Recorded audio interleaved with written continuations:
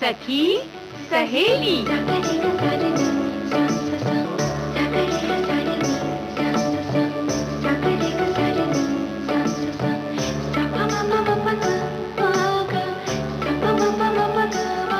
सखी सहेली।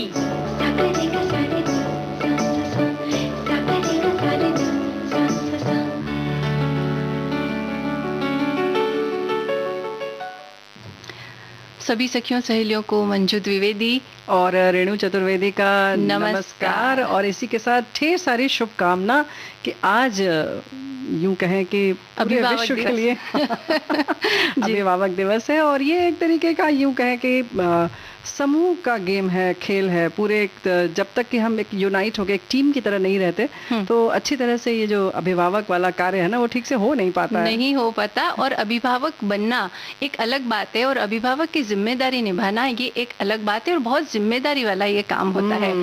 हम ये कह सकते हैं कि बच्चों को अच्छे संस्कार देना ये कोई मामूली बात नहीं है, क्योंकि बच्चे हमारे देश का भविष्य होते हैं, हमारे समाज का भविष्य होते हैं।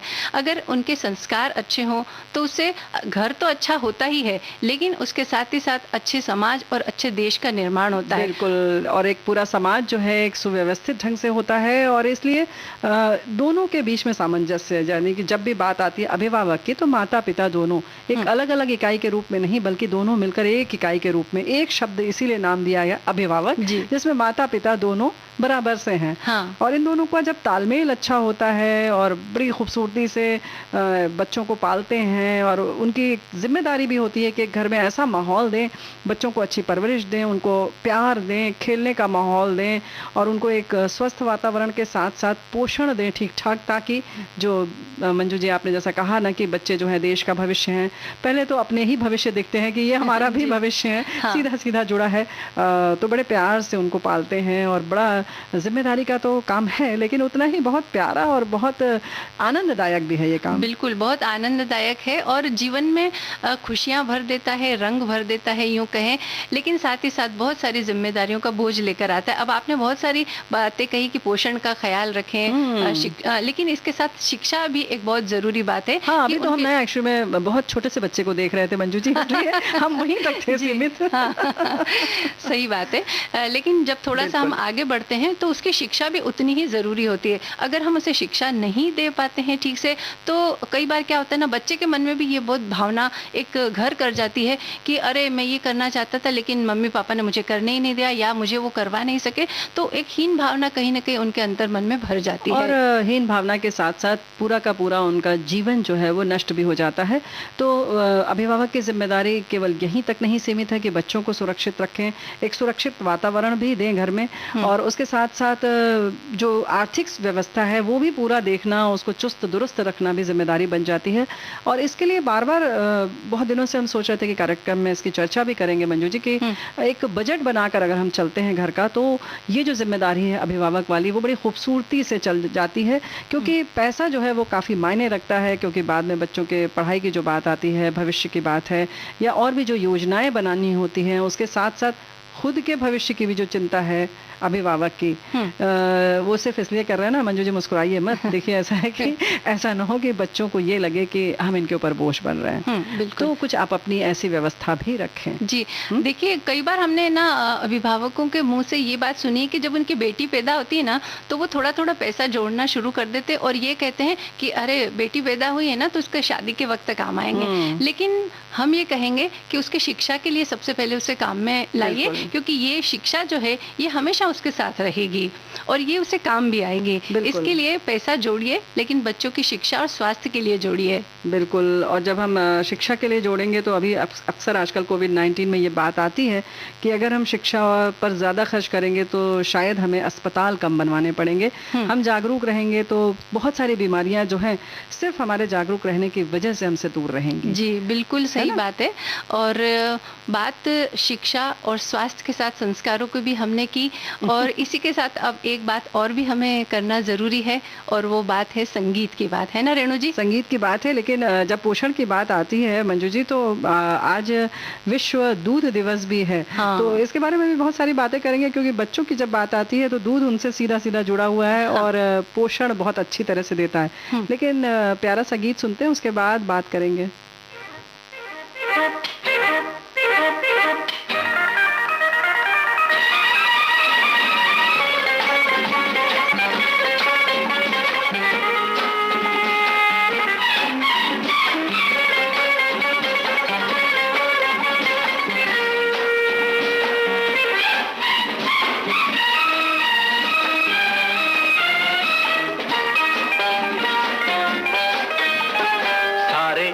सारे गामा को लेकर गाते चले,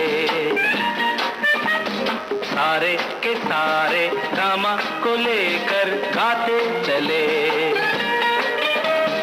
पापा नहीं है धानी सी दीदी, दीदी के साथ है सारे, सारे के सारे गामा को लेकर गाते चले। ए संजू, ए बिज्जू, ए मुन्नी, तुम भी गाओ। ला ला ला ला ला ला ला ला ला ला ला ला। ऐसे नहीं, बोलो में गाओ। सारे के सारे गामा को लेकर गाते चले,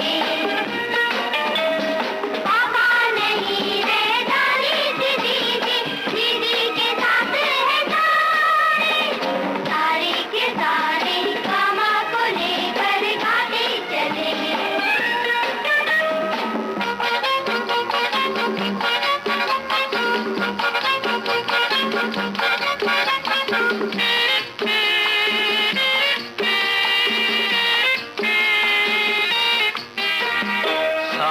से निकले रोज सवेरा, दूर करे अंधियारा, से रेशमी किरणों ने खूब किया उजियारा।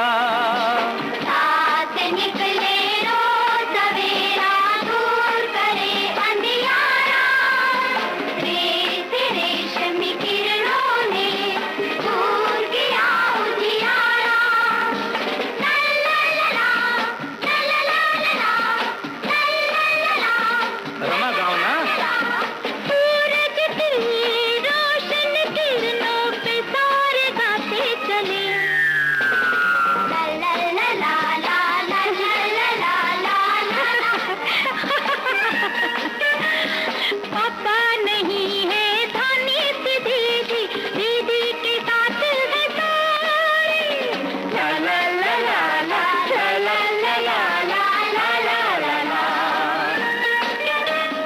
पापा नहीं है दानी सी दीदी, दीदी के साथ है सारे, सारे के सारे गामा को लेकर गाते चले।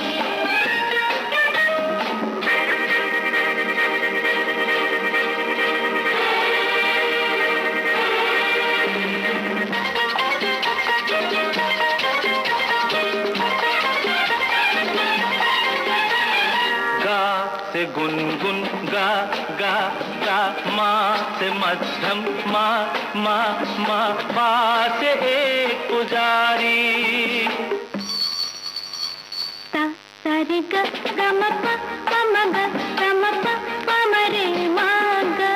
हाँ, सा सा रे ग ग म प प म ग ग म प प म रे ग सा।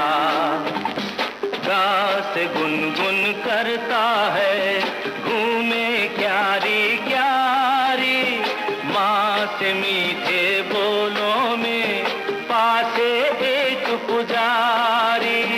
गात गुनगुन करता है, घूमे क्यारी क्यारी, मात मीठे बोलों में पास एक पुजारी।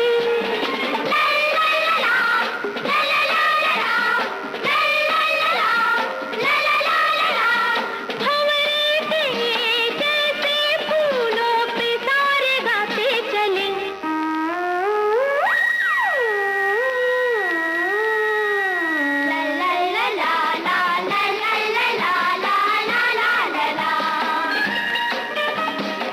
पापा नहीं है धानी सी दीदी, दीदी के साथ है सारे। ला ला ला ला ला ला ला ला ला ला ला ला।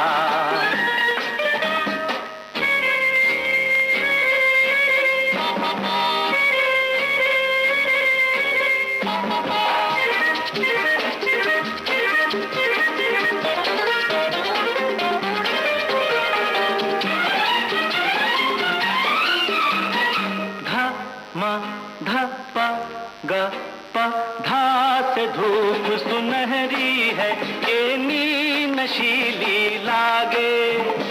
धा से धूप सुनहरी है, ये नी नशीली लागे। सरगम हो गई पूरी, अब क्या होगा आगे। अरे सरगम हो गई पूरी, अब क्या होगा आगे। हाँ सा सा रे ग ग म प प म ग म प ध ध प म प ध नि सा पा। सा रे ग ग म प प म ग म प ध ध प म प ध नि सा पा सा। सरगम के साथ ही सरगम की धुन पे गाते चले। सरगम के साथ ही सरगम की धुन पर गाते चले। पापा नहीं है धानी सी दीदी, दीदी के साथ है सारे। सारे के सारे गामा को लेकर गाते चले। गाते चले। सारे के सारे गामा को लेकर गाते चले। रेणु जी, पापा नहीं धानी सी दीदी, कई बार आपने देखा होगा ना, दीदी भी अभिभावक की भूमिका निभा देती है। बिल्कुल, बड़ी बच्चों दीदी को तो बस एक सूत्र मिलना चाहिए। हाँ। बस जो लग जाए अच्छा। अगर दीदी है तो फिर तो क्या बात है, बस हाँ। उनके पीछे गाते गुनगुनाते बस टोली चल पड़ती है। और ये पिक्चर खास तौर से इस अभिभावक के ऊपर और बच्चों की मनः स्थिति में बड़ी प्यारी फिल्म है बिल्कुल ना? परिचय फिल्म जो है, हाँ, उसका ये गीत था। और इसमें यही बताया गया था कि जब सब बच्चे जो मिलकर के हैं वो बड़ी दीदी को अपना गुरु के जैसा समझ लेते हैं। और हाँ, बिल्कुल। और कैसे एक जब अच्छा शिक्षक मिल जाता है और उन्हें सही दिशा देता है, तो जो बच्चों के मन में अपने मतलब यूं कहना चाहिए कि दादी दादा इन लोगों के प्रति जो भावना है वो किस तरह से अनावश्यक रूप से मन में गांठ बन जाती है और फिर किस तरह से उसे दूर हो सकती है, ये सारी चीज़ें हैं। लेकिन बच्चों की जहाँ तक बात आ रही है, अभी तक हम लोगों ने बात किया कि अभिभावकों की बड़ी जिम्मेदारी है, लेकिन वही बात आती है कि इसलिए खास तौर से ये ग्लोबल पेरेंट्स डे मनाते हैं कि बच्चे भी जो हैं वो अपने माता पिता के महत्व को समझें, उनकी जिम्मेदारियों को, जो बात हम लोगों ने की उसको वो खुद समझें और उसके प्रति संवेदनशील हों।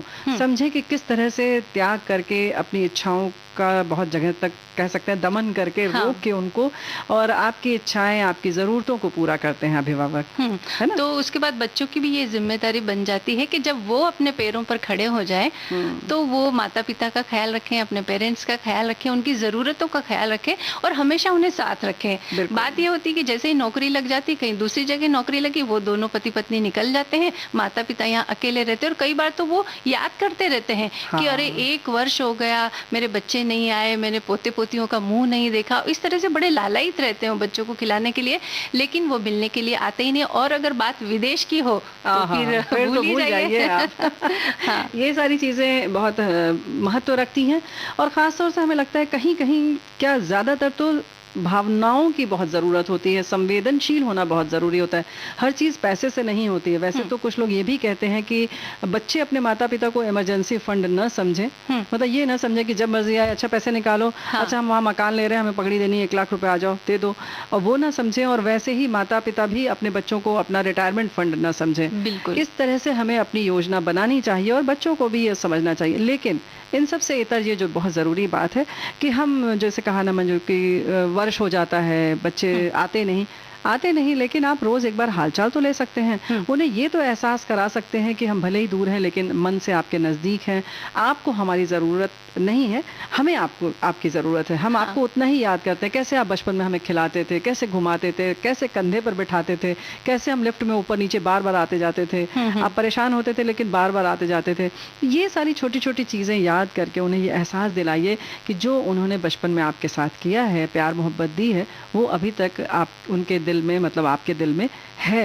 हाँ, रेणु जी, एक बात हमेशा जो मुझे अखर जाती है वो ये है कि कई बच्चे जो कहते हैं ना कि आजकल ना माँ मेरे साथ रह रही है, आजकल पिताजी मेरे साथ रहे हैं, इस तरह की जब वो बातें करते हैं ना तो ये बात इतनी अखर जाती है, माँ आपके पास रह रही है, इसका क्या अर्थ है? सच बात माँ है। का भी वो घर है, आप उनके बेटे हैं, बच्चे हैं, तो इस तरह बिल्कुल। के शब्दों का इस्तेमाल करना माता पिता के लिए कहीं ना कहीं उन्हें भी इस बात का दुख होता होगा। बिल्कुल, जैसे बिल्कुल सही कह रही है मंजू कि जब हमने सुनकर ये सिर्फ छोटा सा एक वाक्य है कि हम माता पिता के साथ रह रहे हैं या माता पिता हमारे साथ रह रहे हैं, बहुत छोटी चीज़ है लेकिन बहुत बड़ी है। और जब एक थोड़ी सी उम्र हो जाती है, वैसे तो उम्र जो है हम बराबर कहते हैं कि ये सिर्फ संख्या है, लेकिन फिर भी थोड़ी संवेदनशीलता बढ़ जाती है क्योंकि हमें लगता है धीरे धीरे कि हमारा शरीर अक्षम हो रहा है, तो ऐसे में बहुत ज़रूरत पड़ती है। ये सारी चीज़ें बहुत चुभ जाती हैं। हो सकता है आप बहुत कम उम्र हो आपकी, तो आप इन सब चीज़ों पर ध्यान भी न दें, लेकिन जैसे जैसे उम्र बढ़ती है ये सारी चीज़ें बहुत मायने रखती हैं। और सिर्फ कहने भर की तो देर है,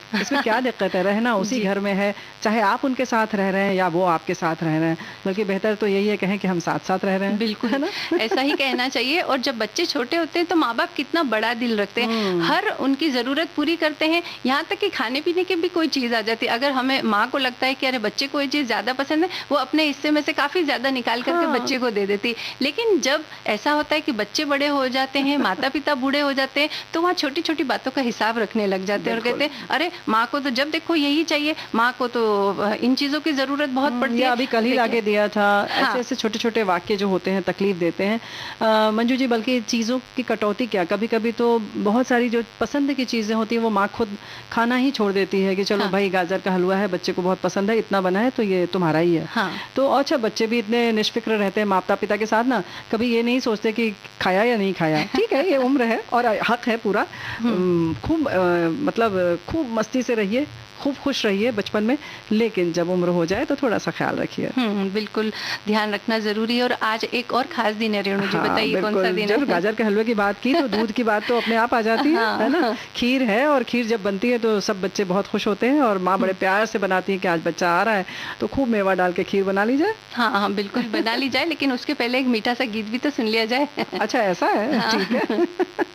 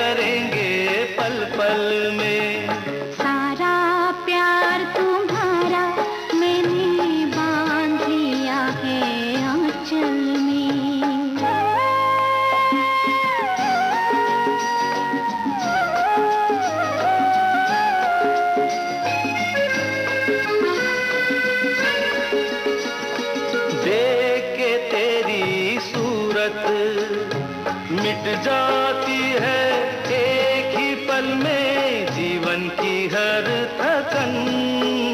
मेरे सपनों की तुम मूरत, तुमको पाकर सफल हुआ है मेरा ये जीवन। देख के तेरी सूरत मिट जाती है एक ही पल में जीवन की हर थकन। सपनों की तुम मूरत, तुमको पाकर सफल हुआ है मेरा ये जीवन। सपनों की तुम मूरत हो चमकी मेरी किस्मत की रेखा इन नैनों के काजल में। सारा प्यार तुम्हारा मैंने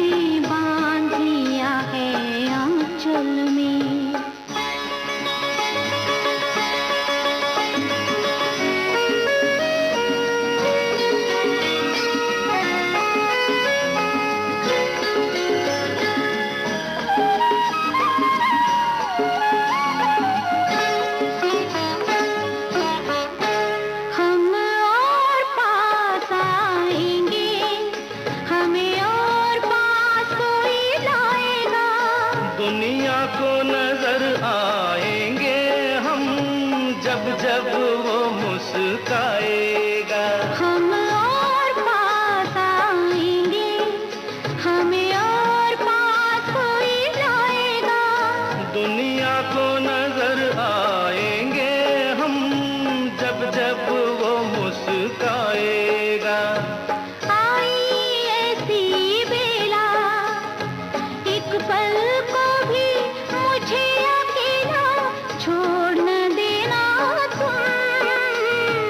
आई ऐसी बेला, पास ही रहना, खो मत जाना दुनिया के हलचल में। सारा प्यार तुम्हारा मैंने बांध दिया है आंचल में। तेरे नए रूप की नई अदा हम देखा करेंगे पल पल में।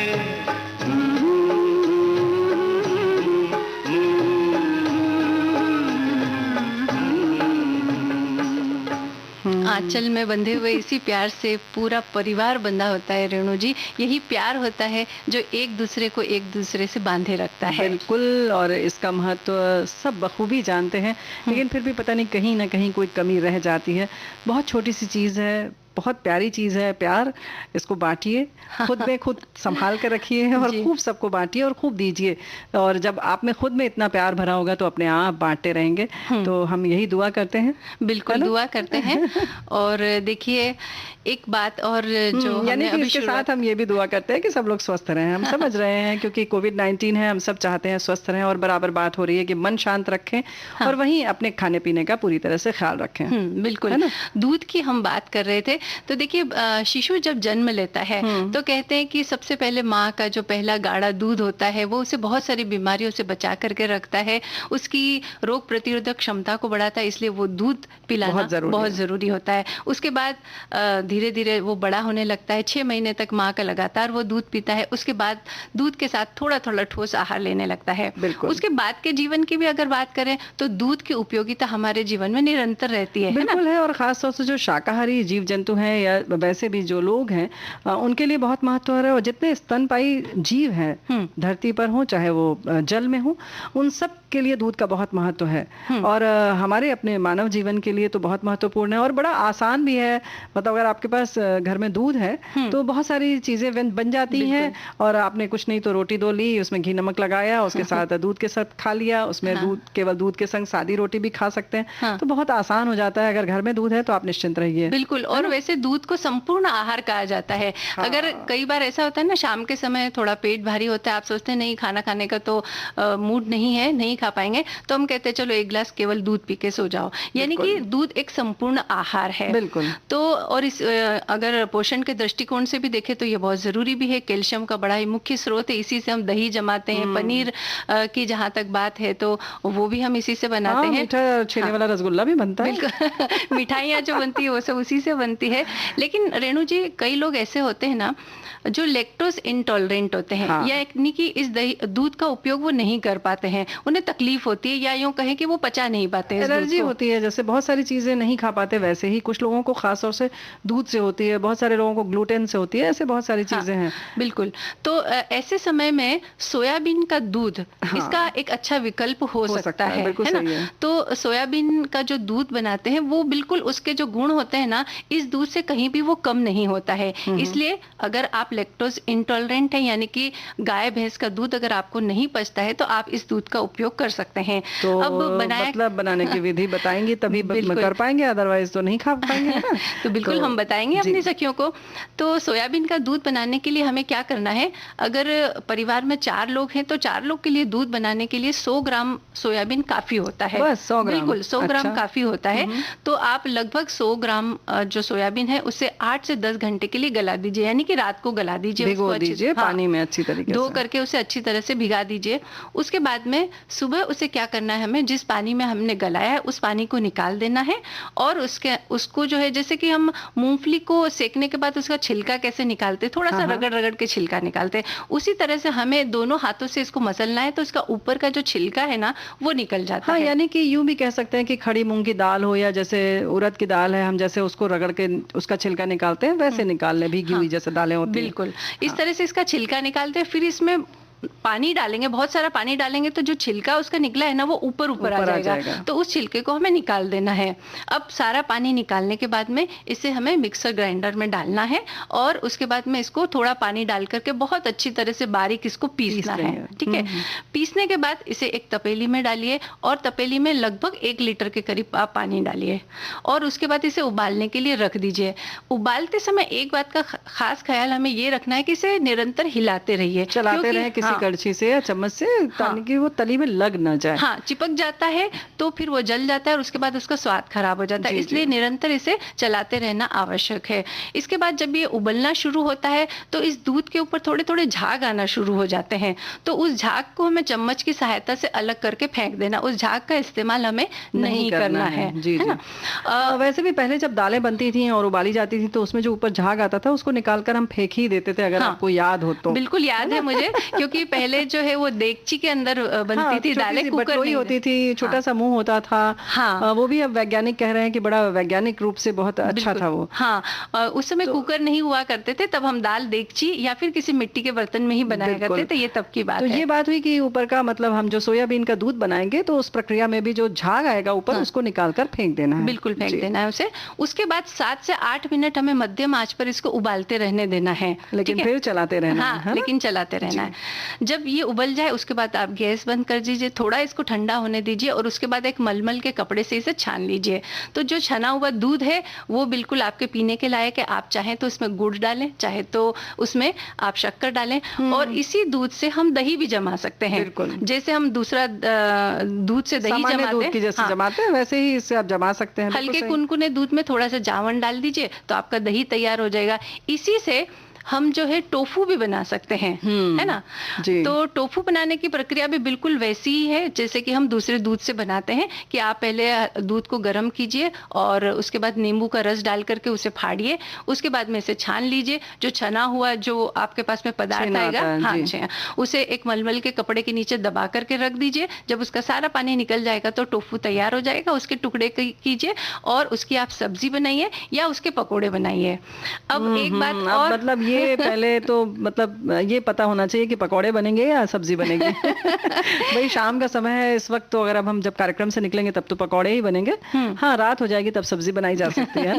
बिल्कुल बनाई जा सकती है। अभी और भी कुछ बाकी है बनाने के लिए। हाँ, तो देखिए, जो छानने के बाद में जो पल्प रह जाता है उसे हम ओकरा कहते हैं।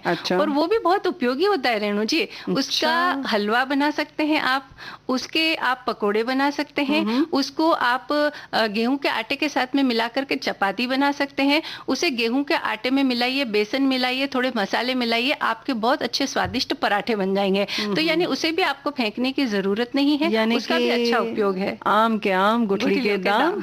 और सभी चीजें इतनी पौष्टिक और सुपाच्य होंगी कि क्या बात है। और हम बात कर रहे थे दूध की, तो ये जो विश्व दूध दिवस हम मनाते हैं उसको 20 वर्ष हो गए, तो जाहिर है कि इसका बहुत महत्व है और कुछ ना कुछ सोच के इसको मनाने की प्रक्रिया शुरू हुई।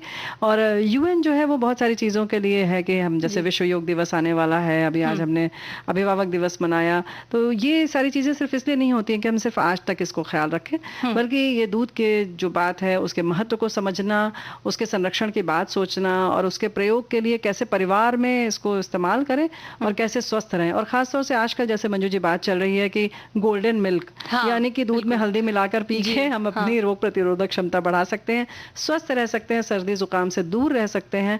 जो कफ की समस्या है और खासतौर से इस समय कोविड-19 की जो बात चल रही है उसमें अपने गले को ठीक ठाक रखने की जो बात है, उसके लिए ये दूध में थोड़ा सा हल्दी डालकर जो पीने वाली चीज है वो हम कर सकते हैं। और ये तो हमारी परंपरा से जुड़ी हुई चीज है, बहुत वर्षों से हम देखते आ रहे हैं। थोड़ा स्टाइलिश हो गया है। हाँ, नाम थोड़ा अलग हो गया, अब इसे गोल्डन मिल्क का नाम दे दिया गया है, लेकिन पहले तो साधारण तौर पर हल्दी, अरे भाई सर्दी हो रही है, अरे चलो दूध में थोड़ा हल्दी डालो और पी लो, इतनी साधारण सी बात थी।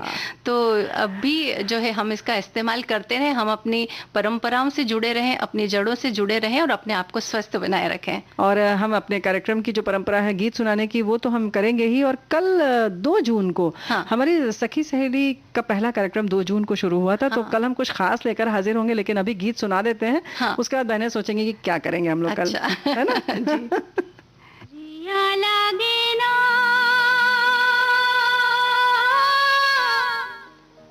तेरे बिना जैसे प्रीतम हाय, चांदनी बिना रात न भाए।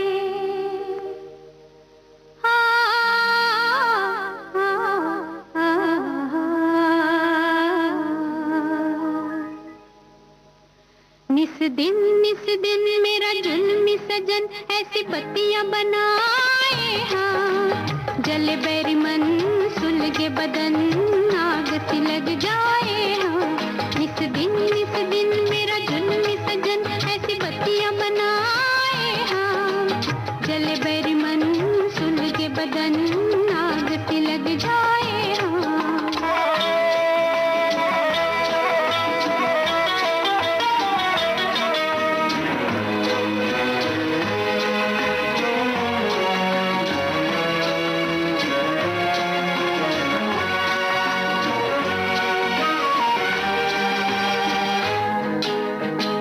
मुझे मन से अपना वो माने रे, बने जैसे कुछ भी ना जाने रे। मुझे मन से अपना वो माने रे, बने जैसे कुछ भी ना जाने रे। हाय बने अनजान नादान वो लेके रहेगा मेरे प्राण। हर पल हर दिन गए यूं ही गिन गिन यूं ही जीवन जाए, हाँ जले बैरी मन सुन के बदन आग से लग जाए, हाँ इस दिन मेरा जुल्मी सजन ऐसी बत्तियां बनाए, हाँ जले बैरी मन सुन के बदन आग से लग जाए, हाँ।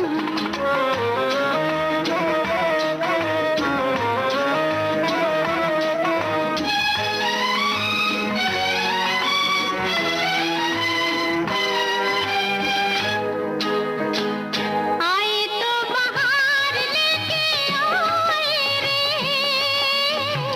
जाए तो करार लेके जाए रे। आए तो बाहर लेके आए रे, जाए तो करार लेके जाए रे। जाने क्या हो अंजाम हाय राम, हो जाए ना कहीं प्यार ये बदनाम।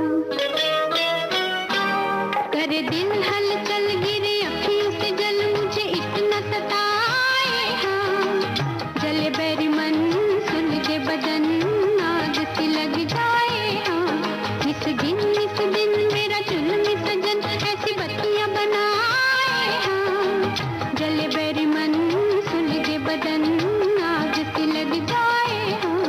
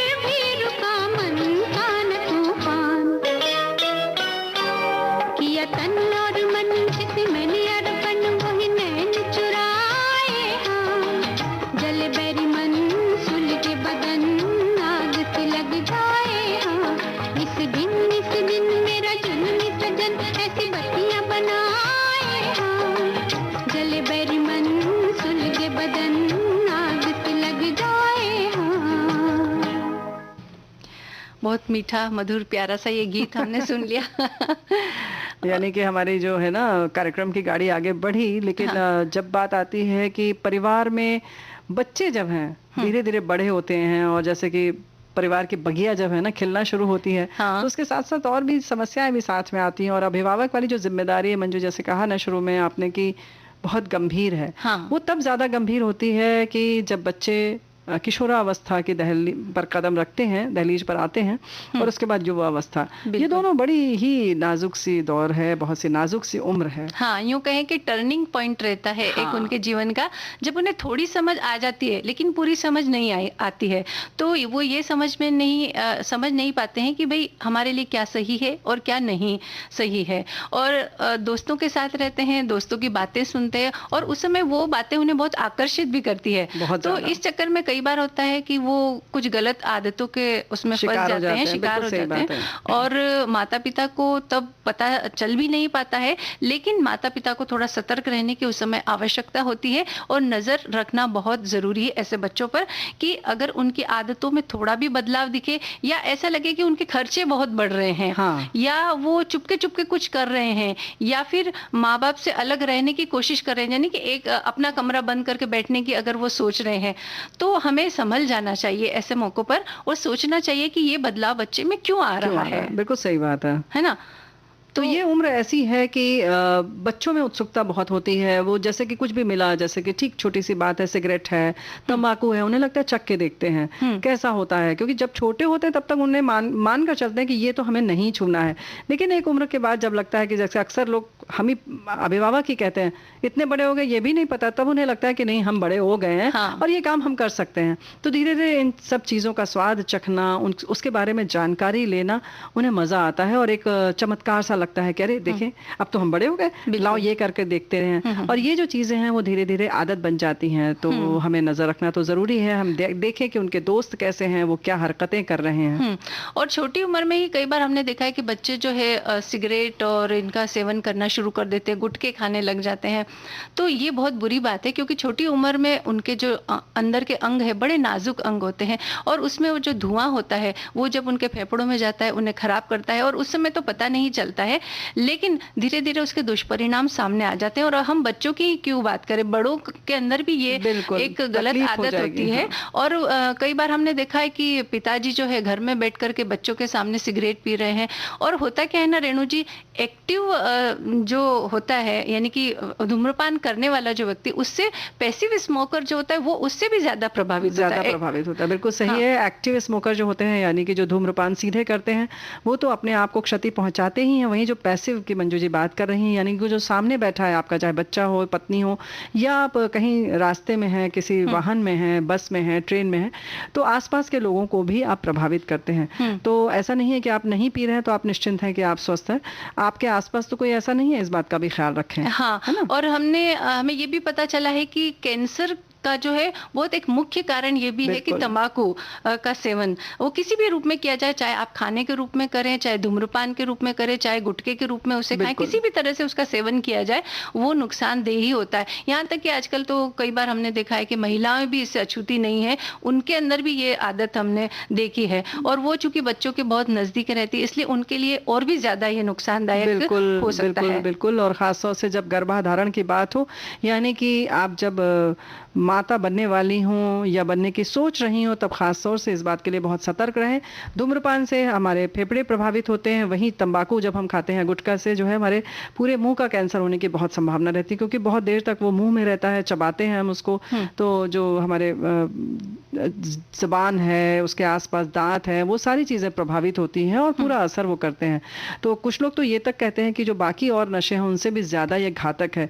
तो इतनी ज़्यादा घातक चीज़ जो है उसमें हम अपना पैसा नष्ट करते हैं, स्वास्थ्य नष्ट करते हैं, और हासिल हमें कुछ भी नहीं होता है। हाँ। तो इस बात का ख्याल रखें। और अभी हमने तंबाकू निषेध दिवस मनाया है, फिर वही वाली बात होती है कि सिर्फ इसलिए नहीं मनाया है कि हम सिर्फ उस दिन चर्चा करें, बल्कि कुछ प्रण करें, कुछ कोशिश करें, कुछ लोग समाज सेवा के लिए आगे आएं कि कुछ अपने मित्रों को ऐसे समझाएं कि उसकी आदत छोड़ दें। बिल्कुल। और एक बार जब बीमारी हो जाती है ना रेणु जी, तो उसके इलाज करवाने में इतना खर्च हो जाता है ना कि पूरी परिवार की जो व्यवस्था है हाँ, वही बिगड़ जाती है। बिल्कुल, बिल्कुल। आर्थिक तौर पर भी बिगड़ जाती है, घर की सुख शांति चली जाती है, और करने वाले व्यक्ति को अगर कुछ हानि हो गई तो देखिए पूरा परिवार ही बिखर टूट जाता है। तो जाता यानी है। परिणाम उस समय सामने नहीं आते, लेकिन अगर आप इसके दूरगामी परिणामों पर नजर डालें तो वो बहुत बहुत घातक बहुत है। घातक इसलिए हमें है। शुरुआत से इससे थोड़ा बचकर रहना चाहिए। बिल्कुल सही बात है कि जब इसमें कुछ भी हासिल नहीं होना है तो हम क्यों ही उसे लगाते हैं। और मंजू जी, आप तो बाद की बीमारी की बात कर रही हैं, लेकिन हमें लगता है कि जब हमारी आदत है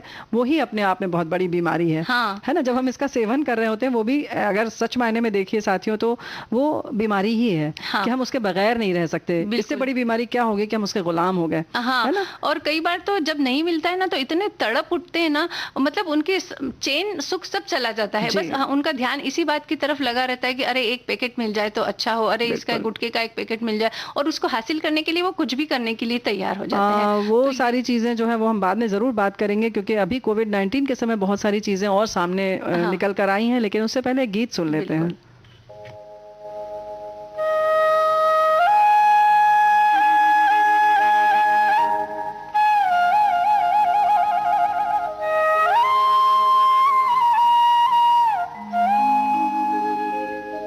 मेरा अंतर एक मंदिर है तेरा पिया। मेरा जीवन तेरी पूजा। मेरा अंतर एक मंदिर है तेरा पिया। मेरा जीवन तेरी पूजा।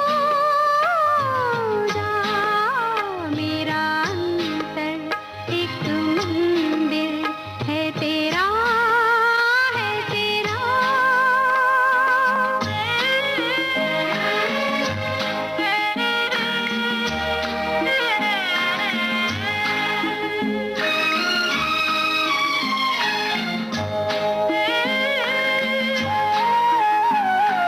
सोया मैं जागूं सुबह हो शाम पल पल छिन तुझसे तुझको मांगूं।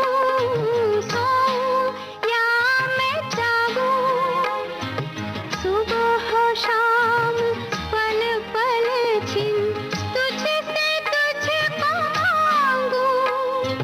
पाके तुझे अपना बना के तुझको ही लौटा दूं।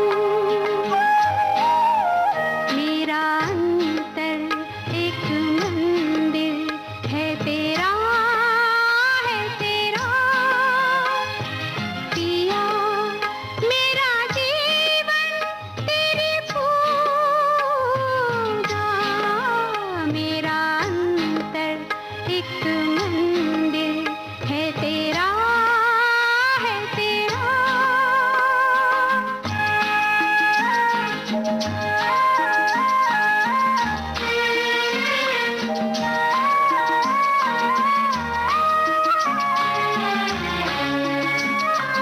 प्यार तेरा दूना राम जाने फिर भी क्यों है जीवन सोना सोना। प्यार तेरा दूना राम जाने फिर भी क्यों है जीवन सोना सोना।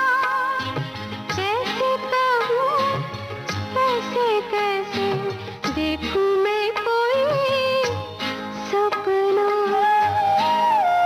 मेरा अंतर एक मंदिर है तेरा पिया। मेरा जीवन तेरी पूजा। मेरा अंतर एक मंदिर है तेरा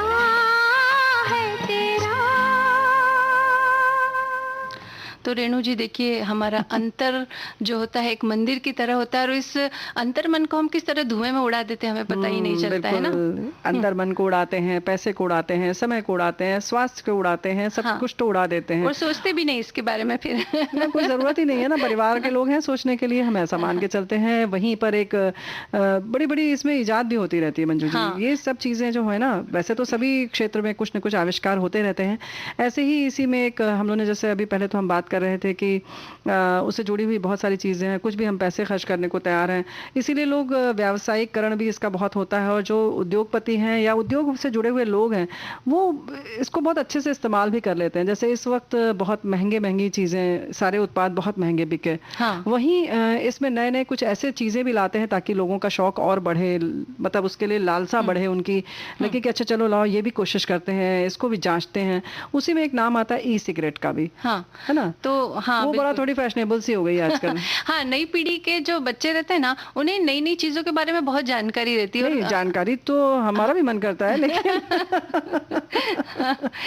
यानी आकर्षित करने वाली ये जो हाँ, चीजें बिल्कुल, होती है सही ना, बात है, ये इसके उम्र बारे में होती है। उन्हें बहुत जल्दी मालूमात होती है। और उसके बाद जब वो कभी उनके मुंह से जब हम ये शब्द सुनते हैं ना, तो हमें पता चलता है अच्छा ऐसी भी कोई चीज है मार्केट हाँ में। बिल्कुल। और ई सिगरेट में एक बैटरी लगी होती है और कॉइल को गर्म करती है, जिसमें कि लिक्विड गर्म होने के बाद भाप बन जाती है। हाँ। और इस लिक्विड में जो होता है वो निकोटीन होता है, जैसा कि हाँ। हम सुनते हैं कि सिगरेट में भी होता है। हाँ। और प्रोपाइलीन और वेजिटेबल ग्लिसरीन भी होता है। इसका इस्तेमाल करने वालों को लगता है कि वो सिगरेट पी रहा है। अच्छा। और वैसे कहने के लिए ऐसा सोचते हैं कि ये उतना खतरनाक नहीं है, लेकिन है खतरनाक।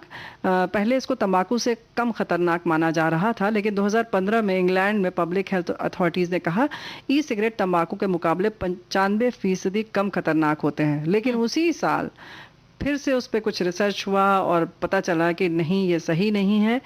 और मतलब है, लेकिन मतलब इतना भी कम नहीं खतरनाक है खतरनाक है। ऐसा मत सोचिए कि बिल्कुल ही बस 5% ही इसका असर है, ऐसा नहीं है। हाँ। तो खतरनाक बहुत है। और इसके बारे में लोग जिस तरीके से, अब मान लिया कि खतरनाक नहीं है, तो उसका सेवन बहुत तेजी से शुरू हो गया। तो अब और चिंता का विषय हो गया, क्योंकि ठीक है 5% सही, 50% सही, खतरनाक तो है। हाँ। तो अब उसका सेवन जिस धड़ल्ले से हो रहा है, उस पर बहुत तेजी से बहुत सारे देशों में बैन भी लग रहा है। और हमारे देश में भी बार बार ये बात हो रही है कि इसको बंद किया रोका जाए। हाँ, क्योंकि WHO के आंकड़ों के मुताबिक 2016 में दुनिया में तंबाकू स्मोकर्स की संख्या 1.1 अरब थी। और ई सिगरेट के सबसे बड़े बाजारों में अमेरिका, ब्रिटेन, फ्रांस, जर्मनी और चीन है। और किशोरों में खास तौर से इसकी लत बहुत तेजी से बढ़ रही है। जैसे आप कह रही हैं ना कि उनके में बड़ी ललक होती है कि थोड़ा सा नई चीज है और हमारे पास है, ये बड़ा फक्र जो होता है ना, ये उम्र ऐसी होती है कि दिखाने के लिए होती है ना। और घुमा फिरा के बात तो वहीं आ जाती है ना रेणु जी, कि हम 2 दिन बाद नहीं बल्कि 4 दिन बाद बीमार पड़ेंगे, लेकिन असर तो वो वही है उसका। तो बच के रहना यही सबसे बड़ा उपाय है, बजाय इसके कि हम इस चीज को नहीं उस चीज को अपनाएं, इससे कम हानि, इन बातों पर ध्यान देने की बजाय बच के रहें इससे। और खासतौर से हमारे देश में बचना इसलिए बहुत जरूरी है क्योंकि पिछले मतलब थोड़े दिन पहले ही भारत सरकार ने ई सिगरेट पर रोक लगा दिया, इसको ऐलान कर दिया है। तो आप थोड़ा सावधान रहें। और अगर आप इससे नहीं डरते हैं, यानी कि आप अपने स्वास्थ्य की चिंता नहीं करते हैं, तो कम से कम जो ये अगर रोक लगा है और आप अगर उसका प्रयोग कर रहे हैं, तो जाहिर है कि आप अपराध की श्रेणी में आते हैं। आपका ये कार्य जो है अपराध की श्रेणी में आता है। हाँ। तो इससे बचे रहें। लेकिन हम बात कर रहे थे मंजू जी की किस तरह से समझे कि बच्चों जो है, हमारे किशोर जो हैं या बड़े बच्चे भी इसकी गिरफ्त में आ रहे हैं। जैसे आपने कहा था ना कि बच्चे भागना चाहते हैं, अपने कमरे में बंद रहें। फिर धीरे धीरे क्या होता है कि पहले तो वो जो आपके घर में कोई आया है मेहमान, तो भी बच्चे उनके सामने नहीं आना चाहते हैं, वो अपने कमरे में चले जाएंगे। हाँ। थोड़ा सा नमस्ते किया, हाय हेलो किया, उसके बाद वो अपने कमरे में, क्योंकि वो अधिक से अधिक समय अकेले में गुजारना चाहते हैं। या तो उस वक्त अपना नशा कर रहे होते हैं, या वो चाहते हैं कि कहीं कोई ये चेहरे से या किसी तरह से ये ना समझ जाए कि मेरी ये आदत शुरू हो गई है। हाँ, कटे कटे से रहते हैं वो, घर के लोगों से, समाज से, मेल मिलाप वाले लोगों से, जो जान पहचान वाले लोग हैं, सबसे कटे कटे से रहते हैं। उन्हें हमेशा इस बात का डर रहता है कि कहीं उनकी आंखों से पता ना चल जाए, कहीं मुंह से आने वाली दुर्गंध से पता ना चल जाए, या बातों बातों में कहीं ये बात ना निकल जाए, और चुपके चुपके वो अपनी उन्हीं, वो जो एक ग्रुप बना रहता है ना हाँ। बच्चों का, उन्हीं से बातें करते रहते हैं, क्योंकि उन्हीं की बातें उनको पसंद आती है, क्योंकि उन्हीं से वो प्रभावित हुए रहते हैं। हाँ। बिल्कुल जाहिर है कि उनको वो अपना प्रभावित होते हैं, इसीलिए उनके ही नक्शे कदम पर चलते हैं। तो अगर आपके बच्चे में कुछ इस तरीके की बात दिख रही है तो आप सतर्क हो जाइए। वहीं पर धीरे धीरे बच्चों में जो कहा ना कि कुछ भी खर्च करने की आदत पड़ जाती है, कि कितना भी पैसा फिर उसके लिए देने को तैयार रहते हैं। ऐसे में चूंकि बच्चों का एक सीमित आय होती है, हम जो जो पॉकेट मनी देते हैं, जेब खर्च देते हैं, वो निश्चित होता है। तो जब ज्यादा वो लेने लगे, या तो मांगेंगे आपसे, या घर की चीजें धीरे धीरे वो गायब होने लगती हैं। हाँ। तो आप थोड़ा सतर्क हो जाइए कि कहीं ऐसा तो नहीं कि बच्चे की ये आदत पड़ रही है। हाँ, और जहाँ पैसे रखे उन्हें पता होता है कहाँ, कभी मम्मी की पर्स से निकाल लिए, पापा की पॉकेट से निकाल लिए, जहाँ पर हम पैसा रखते हैं वहां से वो उठा लेते हैं पैसे, और इस तरह से शुरुआत में मालूम नहीं पड़ता है, लेकिन धीरे धीरे जब पता चलता है कि अरे पैसे गायब हो रहे हैं, तब शक की सुई वहां घूमती है और पता चलता है कि कुछ तो गड़बड़ है। नहीं, तो लेकिन बिल्कुल सही बात है कि तब तो देर हो चुकी होती है। तो बेहतर यह है कि मंजू जी की वैसे तो परिवार में अच्छा नहीं लगता कि आप अपने पैसों को ताले में रखें, छुपा कर रखें, लेकिन जब बच्चे इस वय में हों, इस उम्र में हों, तो थोड़ा सा ख्याल रखिए कि कितना खर्च कर रहे हैं, पैसा तो नहीं आपका कम हो रहा है। और कभी कभी तो ये भी होता है कि घर का सामान कोई बेचना भी शुरू कर देते हैं अगर उन्हें पैसे खुले नहीं मिलते हैं। हाँ। तो थोड़ा सतर्क रहिए इन और सारी चीजों के लिए। अभी क्या होता है ना, माता पिता अपने बच्चों से बहुत ज्यादा प्रेम करते हैं, उस प्रेम के चक्कर में बच्चा जब भी पैसा मांगता है तुरंत उसे बिना ये पूछे कि तुम इसका क्या इस्तेमाल कर रहे हो, क्या खर्च कर रहे हो, क्यों तुम्हें पैसे चाहिए, इतनी आसानी से जब उनको पैसा उपलब्ध होता है तो जाहिर सी बात है कि वो अपनी चाही अनचाही सारी इच्छाओं को पूरा करेंगे। बिल्कुल। तो माँ बाप को अपने बच्चों के खर्च पर कंट्रोल भी करना चाहिए, चाहे उनके पास पैसे हों, लेकिन अगर बच्चा किसी गलत आदत में पड़ गया तो उसे सुधारना बहुत मुश्किल हो जाएगा। बिल्कुल। इसलिए आप थोड़ा कंट्रोल करें, हाँ। और बच्चे को ना कहने की आदत डालें। हाँ, ये हमेशा बहुत जरूरी है। हमेशा बच्चे ने बोला मुझे ये चाहिए, तुरंत हेलो? हाजिर, ये चाहिए, लो भाई ये ले लो। और इस तरह से क्या होता है, बच्चे की आदतें बिगड़ती हैं। और कभी कभी तो सिर्फ इसलिए माता पिता करते हैं कि अच्छा हमारी ये अरमान पूरे नहीं हुए थे तो हम बच्चों को ये ना होने दें। ऐसा मत सोचिए आप। जो आप माता पिता होते हैं, जो आप देंगे उससे ज्यादा महत्वपूर्ण आपका प्यार है। तो ऐसा मत सोचिए कि सारी चीजें पैसे से ही होंगी। तो एक तो ये बात हो गई कि हम इस बात का ख्याल रखें कि पैसे आपके बच्चा कितना ले रहा है, कहीं आपके पैसे गायब तो नहीं हो रहे। वहीं एक बात और है कि जो आपके बच्चे का जो दोस्त है, ऐसा तो नहीं कुछ नए दोस्त बना रहा है, जो पुराना उसका बहुत अच्छा मित्र था, जो नर्सरी से साथ में पढ़ा था या पड़ोस में रहता था, उससे वो दूर हो रहा है। तो इस चीज पर भी थोड़ा सा गौर करें कि ऐसा तो नहीं कि अब उसकी बात भी करो तो हाँ मिला था, हो गया 1 महीना, अब पता नहीं क्या है कर रहा है। आपने जैसे पूछा कि अच्छा भाई वो क्या कर रहा है, तो उसे पता ही नहीं है। तो ऐसा तो नहीं कि वो उसके संपर्क में नहीं है।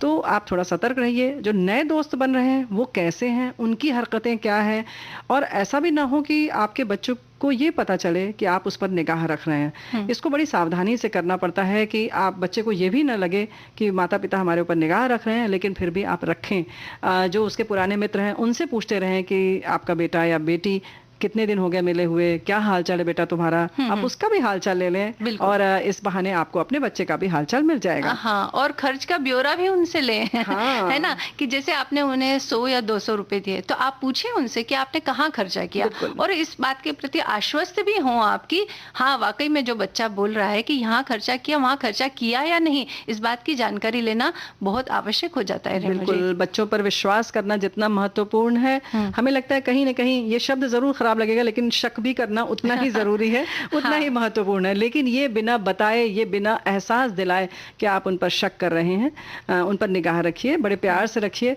तो इन सब चीजों में बड़ा संयम रखने की जरूरत है। लेकिन नाजुक है मामला, बच्चे आपके हैं, और वहीं जब बात आती है कि एक अच्छे समाज के निर्माता भी हैं, देश का भविष्य है, तो एक अच्छे अभिभावक होने की जिम्मेदारी निभाइए। और इन सब छोटी छोटी चीजों का ख्याल रख के हम अपने बच्चों को वैसे ही बनाए रख सकते हैं जैसे वो छोटे से थे, प्यारे से थे, है ना। और अब किस बात का ख्याल रखा जाए रेणु जी, आपको बस पता है? मुझे पता है, आप बस एक प्यारा सा गीत सुनवाने वाली हैं।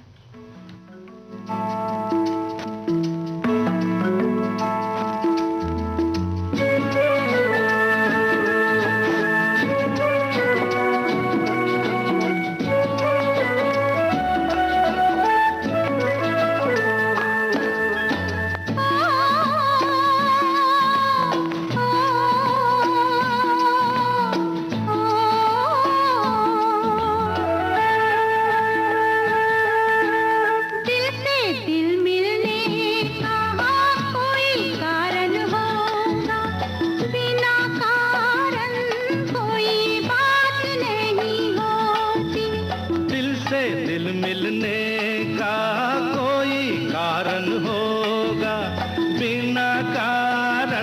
कोई बात नहीं होती, दिल से दिल मिलने का कोई कारण होगा।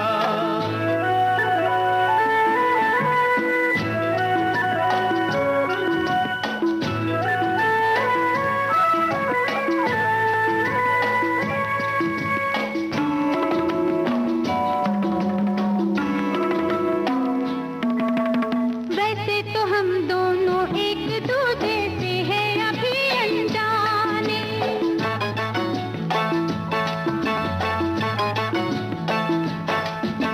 वैसे तो हम दोनों एक दूजे से हैं अभी अनजाने।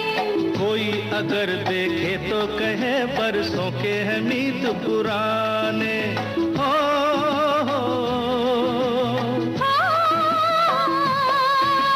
कुछ है तुम में हम में, वरना इस मौसम में फूलों की ऐसी बारात नहीं होती। दिल से दिल मिलने का कोई कारण होगा।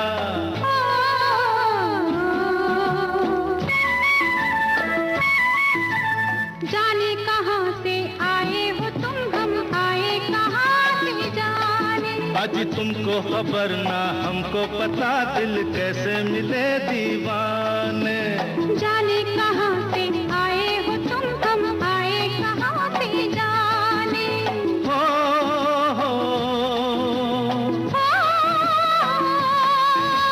शायद हम दोनों का एक ही रास्ता होगा, वरना हमारी मुलाकात नहीं होती। दिल से दिल मिलने का कोई कारण होगा।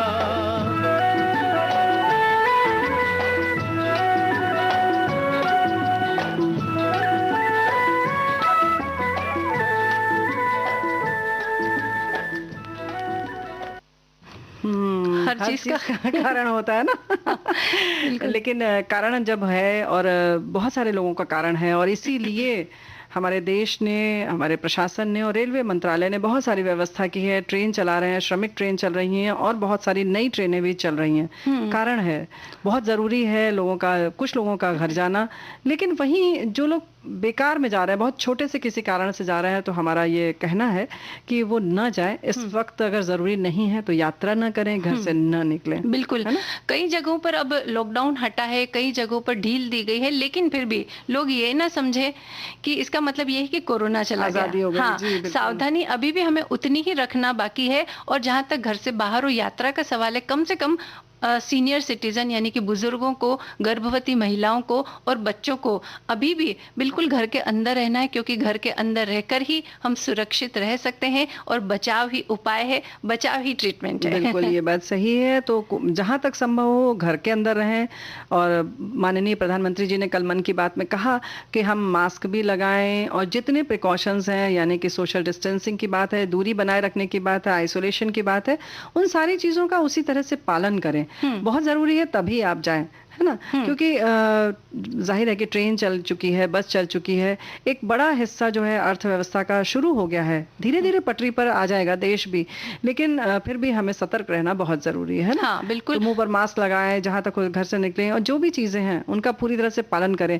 और माननीय प्रधानमंत्री जी ने जैसा कहा कि बहुत सारी बहनें जो हैं, हमारी बेटियां हैं, वो सब मास्क बना रही हैं, है ना। वोकल फॉर लोकल, लोग अपनी स्थानीय चीज़ों के लिए बहुत वो हो रहे हैं कि जो हमारी स्थानीय चीज़ें उनका इस्तेमाल करें हम, है? हाँ, बिल्कुल करना जरूरी है। और जब इस दौरान भी जो लोकल चीजें थी, उन्हीं की वजह से जो है हमें आसपास से चीजें मिलती रही और हमारा काम चलता रहा, है ना। बिल्कुल, ये तो बात बिल्कुल सही है। जो हम बीच में बहुत भागम भाग हो गई थी ना, मॉल में जाना, ऑनलाइन खरीदना, तो ये बार हमें फिर समझ में आ गया कि जो पहले हम थे वही ठीक था। बुजुर्ग कहते थे ना कि अपने पैरों पर खड़े हो। तो मेरे ख्याल से ये वही बात है कि जब हम अपने आप में अपने पैरों पर खड़े हो जाते हैं, तो कम से कम हमें दूसरों की जरूरत पड़ती है, दूसरी चीजों चीज़ों की ज़रूरत पड़ती है, और तब जो है परिस्थितियाँ कुछ भी हो उससे लड़ने की हमारे अंदर ताकत रहती है ताकत है आ ना? जाती है। और ये ताकत जब आती है तो ज़रूरी है कि हम वैसे ही उस ताकत को बनाए रखें। ये नहीं कि हम फिर से पुरानी स्थिति में आ जाएं और इन सारी चीज़ों को भूल जाएं, क्योंकि अच्छी चीज़ें जो हैं वो हमेशा से अच्छी रही हैं, तो उनका हमें ख्याल रखना होगा।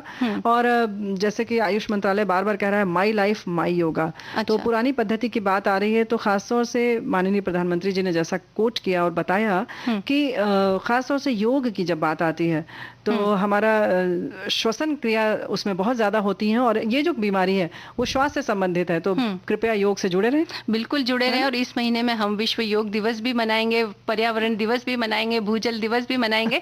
तो मनाएंगे, लेकिन आज हम जब सखियों से विदा लेंगे तब कल फिर आएंगे। बिल्कुल कल फिर आएंगे, और कल कुछ खास बात के साथ हम आएंगे कल, क्योंकि कल 2 जून है। इसके जी लिए हाँ। फिलहाल हम घड़ी की तरफ नजर डालते हैं, अब बिल्कुल भी वक्त नहीं है, तो अब सखियों से इजाजत लेंगे। आप सभी को मंजू द्विवेदी और रेणु का नमस्कार।